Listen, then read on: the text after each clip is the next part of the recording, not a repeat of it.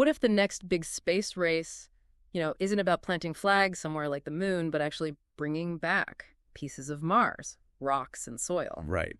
And here's the kicker, maybe. What if the country that gets those samples first isn't the one most people expect? Welcome to the deep dive. Today, we're getting into the Mars Sample Return Mission, or MSR. It started as this huge scientific project, but wow, it's really turned into something else. Absolutely. It's become this high-stakes geopolitical thing, almost unexpectedly. We're going to unpack it all today. We've been looking at a whole range of stuff for this one, serious scientific analyses from places like CSIS and the Planetary Society, news reports from space.com, even checking out what people are saying on Reddit. And some analysis from Georgia Tech experts, too. Basically, our mission today is to give you the clearest picture possible. The science, which is fascinating, the engineering, which is, well, incredibly tough. Yeah, daunting is the word. Definitely. And these surprising geopolitical currents that are all swirling around this quest to bring a bit of Mars back home. You might have some aha moments today. Okay, so let's start with the core idea. Why bother bringing rocks back? What is MSR fundamentally? At its heart, MSR is proposed flagship mission. The big goal is to collect Martian rocks, soil, specifically into these 43 small, pencil-sized titanium tubes. 43 tubes, okay. And then, the really hard part, get them back to Earth. And this isn't some new idea, right? Not at all. It's been the top scientific priority in 2 consecutive planetary science decadal surveys. That's basically the science community saying, this is what we need to do next. And the payoff, what are we hoping to find? The ultimate goal is answering those huge questions about Mars. Was there ever life? So looking for biosignatures, traces of past life. Right. And also broader stuff like how rocky planets, habitable ones like Earth and Mars, actually form and evolve over time. So why should you, listening right now, care about some Martian rocks? Well, think about the moon rocks from Apollo. We brought those back decades ago, right? In the 60s and 70s? And scientists are still making discoveries from them, like finding water on the moon in 2008 that came from reanalyzing Apollo samples. Wow, I didn't realize that. Yeah. And more recently, you've got the OSIRIS-REx mission bringing back asteroid samples. It just hammers home how valuable it is to get these materials into labs here on Earth, where we can use instruments way too big and complex to send to space. It's like getting pages from an ancient history book we couldn't read otherwise. Exactly. And doing the collecting on Mars right now is NASA's Perseverance rover. Landed back in February 2021. Yep, in Jezero Crater. They picked that spot specifically because it looks like it was an ancient lake bed. Prime real estate for finding interesting geology. And it's been busy. How many samples has it collected? As of late 2023, it had filled 27 of those 43 tubes. Okay, more than halfway. And these aren't just random scoops. It's collected igneous rocks, different kinds of sedimentary rocks, things like mudstone, even a silica-cemented carbonate, stuff that forms in water. Which is key if you're looking for signs of past life. Absolutely. Plus, it's grabbed Martian soil regolith and even an atmosphere sample. They started with this paired sampling strategy, getting 2 samples from really key spots. You mentioned sedimentary rocks, things that form in water. Does that tie into the quality of the samples? Hugely. This is the big difference compared to, say, grabbing random rocks. Remember Mars Pathfinder back in '97? Vaguely, yeah. The little Sojourner rover. Right. They had trouble finding good, solid bedrock samples with context. Perseverance is different. It's meticulously selecting samples and documenting exactly where they came from, the geological setting. So you know the story behind the rock, not just the rock itself. Precisely. Scientists like Bruce Tchaikovsky have said these are way, way better than just grab samples because of that context. And there's a backup plan too, right? The sample depot. Yeah, the Three Forks Sample Depot. Between late 2022 and early 2023, Perseverance carefully dropped off 10 tubes there. Just laid them on the ground. Pretty much. It's described as this really flat, smooth, safe spot. Inside those 10 tubes are 8 rock and soil samples, 1 atmosphere sample, and a witness tube, basically a blank, to check for contamination. Clever. And the rest are still on the rover. Yep, still on board Perseverance. That depot is a crucial backup, just in case something happens to the rover before the next stage arrives. It's also the backup landing site for the sample retrieval lander. Redundancy everywhere. Okay, so Perseverance is doing its job, collecting amazing, carefully chosen samples. Everything sounds great on the science front. It does. But here's where the race part really kicks in.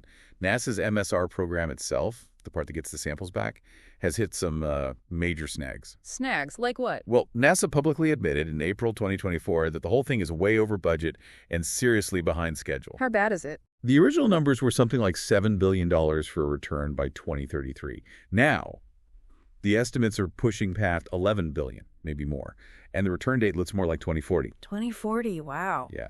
NASA Administrator Bill Nelson called that timeline unacceptably too long. It's a big problem. So what happened? There was actually a sort of pause put on the program back in November 2023, and a big report from an independent review board in September 2023 flagged major issues with the cost, the schedule, and just the sheer complexity of the whole plan. So NASA's scrambling a bit. They are. In April 2024, they basically put out a call to the aerospace industry, asking for ideas on how to do this cheaper and faster. Like alternative plans. Exactly. Yeah. More fiscally feasible was the term.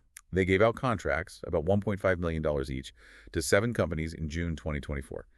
Big names, SpaceX, Blue Origin, Lockheed, Northrop Grumman, asking them for quick 90-day studies on different ways to pull this off. That sounds like a major rethink. It is. And then layer on top of that the political angle. The Trump administration's budget proposal for fiscal year 2026, released in May 2025. It actually included plans to just cancel the U.S. part of MSR altogether. Cancel it. Seriously. That's what the proposal said. Whether that happens or not is another question, but it definitely adds uncertainty. Okay, so while NASA is dealing with delays, budget woes, and this potential cancellation threat, what's happening elsewhere? Well, this is where China comes in, and they're not waiting around. In early September 2024, they made a pretty big announcement. Which was? Their Tianwen-3 mission, designed specifically for Mars sample return, is now scheduled to launch in 2028. 2028? That's soon. It is. It's 2 years earlier than they'd originally planned. And if they launch in 2028, those samples could be back on Earth as early as 2031. 2031, that would be well before NASA's current 2040 estimate. Potentially 9 years earlier, yeah. Yeah. Making China the first nation to return samples from another planet. Wow. What does their mission look like? Is it similar to NASA's? It's different in some ways. It involves 2 launches from Earth. One rocket carries the lander, an ascent vehicle, the rocket that launches back off Mars. The other carries an orbiter and the craft that actually brings the samples back to Earth. And the collection method. They're aiming for at least 500 grams of samples, using a drill on the lander itself. There's also talk it might include a small helicopter, kind of like NASA's Ingenuity, and maybe even a 6-legged robot. Ambitious. And their science goal. Explicitly stated, search for signs of life on Mars. And they've also said they intend to share the samples with scientists internationally. Has China done much at Mars before? They have. Their Tianwen-1 mission was a big success. It sent an orbiter, which arrived in February 2021, and also landed the Zhurong rover in May 2021. Right, I remember the Zhurong rover. Zhurong even used radar to look for underground water ice. So they have proven capabilities at Mars. So this astrophysicist, Quentin Parker, was quoted saying, He said, there is now a genuine chance that China could return Martian samples before the U.S. It really underscores this potential shift. A real race, then. Okay, beyond the race and the science goals, let's talk about the sheer difficulty of actually doing this.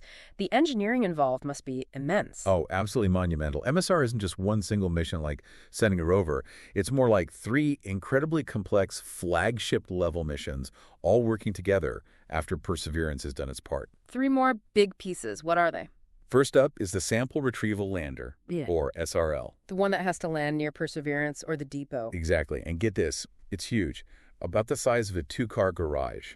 It weighs around 3,375 kilograms. That's nearly 7,500 pounds. That's massive. Double the weight of Perseverance itself, right? Yeah. Double the payload mass. And the landing.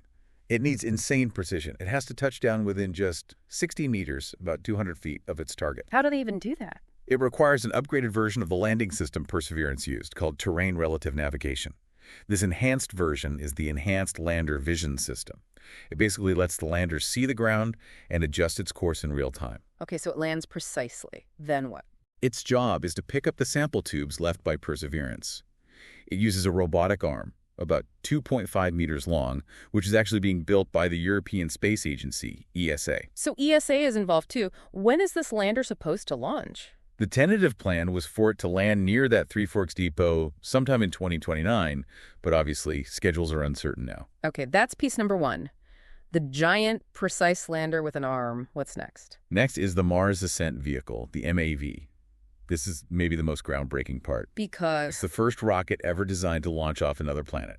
Think about that. Launching from Mars. yeah, that sounds incredibly difficult. What's it like? It's planned as a two-stage, solid-fueled rocket. Pretty small, actually.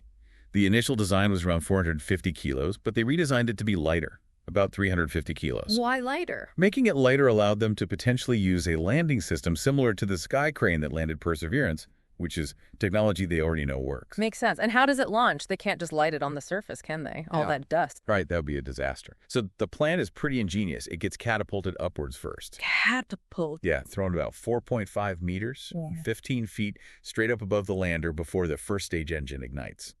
There's a whole system for it called Vector Vertically Ejected Controlled Tip-Off Release. It basically points it safely skyward. Wow.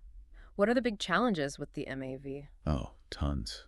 Dealing with the extreme cold on Mars. Making a small rocket powerful and precise enough to get the sample container into a stable orbit. The aerodynamics are tricky.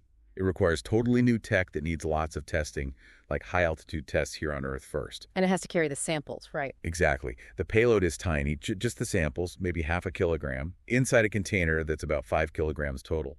And to save weight, the plan was for the second stage to be unguided, just spin stabilized. Unguided, how does that work if you don't know exactly how the weight is distributed inside? That's one of the big challenges they have to solve. It's incredibly complex engineering. Okay, lander, ascent vehicle. What's the third piece? That's the Earth Return Orbiter, or ERO, and the little capsule it carries, the Earth Entry Vehicle, EEV. This one comes from Earth, goes to Mars orbit, and waits. Pretty much. The ERO is mainly being developed by ESA, the European Space Agency, but it carries a NASA system called CCRS, the Capture, Containment, and Return System. And this thing is big, too. Oh yeah, it's the largest spacecraft ever planned to orbit Mars, around 7,000 kilograms, with huge solar arrays stretching over 38 meters across. Why so big? It needs a lot of power and propellant, especially because it uses efficient ion propulsion to slowly spiral into the correct Mars orbit after it arrives. The plan was launch in 2027, arrive at Mars in 2029. And its main job. Its crucial role is to find and capture that small container orbiting Mars after the MAV launches it. Find it. How? It has to autonomously rendezvous with it. The MAV has a little radio beacon, and the ERO needs to detect that tiny container from over 1,000 kilometers away. Like finding a needle in a haystack in orbit around another planet? Kind of, yeah. Then it has to capture it safely. And then, a really critical step, sterilize the outside of the sample container. Sterilize. Why? To make absolutely sure no Martian dust or microbes are clinging to the outside before it's brought back. It's called breaking the chain of contact. Then it double seals the container inside the EEV. And the EEV just brings it home. Right. The Earth Entry Vehicle houses the sealed samples and is released by the ERO as it approaches Earth. It's designed for a passive landing, no parachute hitting the ground at the Utah Test and Training Range. That final step was scheduled for 2033 under the original plan. Just hit in the ground. Wow. And you mentioned backups earlier, too. Yeah, important backups. If Perseverance can't drive the samples over to the SRL lander, there are plans for 2 small helicopters, like Ingenuity, to fly over, pick up the tubes, and ferry them back to the lander. Helicopters flying samples around on Mars? Amazing. Isn't it? And of course, that Three Forks Sample Depot is the ultimate backup location if the helicopters are needed or if the lander has to target the depot instead of the rover. Multiple layers of contingency planning. Okay, so the engineering is just mind-blowing. But this whole thing, as we said, isn't happening in a vacuum. There's this whole geopolitical layer. Absolutely. You can't really separate the science and engineering from what's happening between nations, especially the U.S. and China right now. It really feels like a new kind of space race, doesn't it? But set against this backdrop of U.S.-China relations being, well, pretty tense. Worst in decades, is how some sources describe it. It does. Yeah. And China seems very aware of the opportunity. Being the first nation to bring back material from another planet, that's a huge historic milestone, a major soft power win, potentially. So how does U.S. policy affect this? You mentioned the Wolf Amendment earlier. Right. The Wolf Amendment is a big piece of this puzzle, specifically for the U.S. side. It's a law that basically restricts NASA and other U.S. government agencies from using federal funds for bilateral cooperation with China or Chinese-owned companies in space. And the reason is national security. Primarily, yes. The argument for it is that it's necessary to protect U.S. interests because China's space program has strong links to its military, the PLA, and they're developing more and more advanced capabilities. But there are arguments against it, too. Definitely. Critics say it's counterproductive, that it creates suspicion and resentment, closes doors for potentially useful engagement or collaboration, and might even slow down innovation overall. Like preventing China from being part of the International Space Station. Exactly. That's a prime example. There were discussions about including them during the Obama administration, but the Wolf Amendment effectively blocked it. So, while the U.S. has these restrictions, what has China been doing strategically? Well, they've been busy. Internally, they reorganized their military structure, creating something called the People's Liberation Army Strategic Support Force, the PLASSF.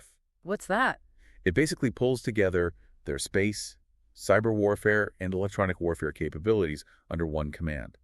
It signals a really integrated, military-focused approach to these domains, including space. And their space goals are clearly laid out. Very much so.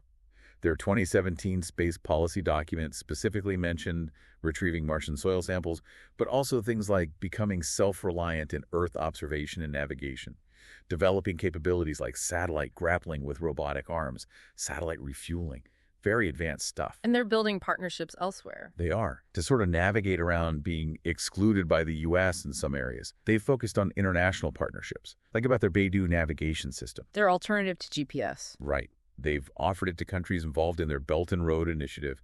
It could become a real competitor or substitute for GPS in many parts of the world. And then there's the International Lunar Research Station, the ILRS. China's moon base project. Yeah, potentially positioned as an alternative to the U.S.-led Artemis Accords program for lunar exploration. They're building their own coalition. It's fascinating how this plays out, even in public discussions. You mentioned checking Reddit. Yeah, and it's interesting. You see a real split. Some commenters are clearly frustrated, feeling like the U.S. is dropping the ball or forfeiting leadership. Others are more like, good luck to China, maybe competition is good.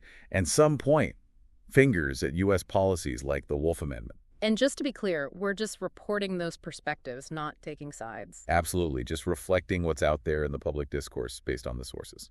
Stepping back a bit, MSR isn't just about the samples themselves, is it? It connects to bigger goals. For sure. It's seen as this massive stress test, right? A test of everything NASA and its partners have learned about building complex long-term missions, dealing with uncertainty, engineering for resilience. And specifically, things needed for sending humans to Mars eventually. Exactly. Landing much heavier payloads than ever before. Check. That's the SRL. Launching a rocket off Mars. Check. That's the MAV. These are fundamental capabilities you absolutely need if you're serious about sending astronauts there. Which is still a stated goal, right? Landing Americans on Mars. Yeah, the administration has talked about ambitious timelines, even suggesting the end of 2026, though that seems optimistic. But MSR is seen as a key stepping stone. So, given all that and the huge cost, you'd think cooperation would make sense. But those political hurdles, like the Wolf Amendment, seem pretty high. They do. Diplomatically, it's tricky. While the MSR mission itself probably doesn't have direct military implications or change the space security balance much, international cooperation could definitely ease the financial strain. But could shifting focus so heavily to Mars hurt partnerships the U.S. has built around the moon with the Artemis program? That's a potential risk, yeah. If partners feel priorities are shifting too drastically, or if political instability makes the U.S. seem like an unreliable long-term partner, it could damage those relationships built up around Artemis. It's such a complex web of science, engineering, politics, and diplomacy. It really is. But there's maybe a sliver of hope. Because Mars itself doesn't really have obvious, immediate material resources worth fighting over right now. Maybe, just maybe, it could be a rare area where nations could cooperate in good faith, set some international norms for exploration before things get too competitive. If the political will is there. That's the big if. So, wrapping up, we've taken a really deep dive today into Mars sample return. It's this incredible mix, isn't it? Cutting-edge science, absolutely staggering engineering challenges. And this intense geopolitical competition kind of layered on top, from Perseverance carefully choosing rocks in Jezero Crater to China pushing ahead with Tianwen-3, and then these enormous machines need to get the samples back to the lander, the ascent vehicle. It's clear bringing Mars to Earth is one of the most ambitious things humanity has ever attempted. And it shows the future of space isn't just about discovery. It's deeply tied to international relations, political decisions back here on Earth, and this constant tension between competing and collaborating. Which leaves us with a final thought to mull over. As we get closer to potentially having these Martian samples back here, especially if they contain possible biosignatures, maybe even signs of ancient life, what new ethical questions does that raise? Yeah, how would humanity even react to confirming life existed or exists elsewhere? Yeah. And what does this whole MSR story, the delays, the competition, the potential shift in leadership tell us about whether space exploration can ever be a truly global effort rather than just nation versus nation?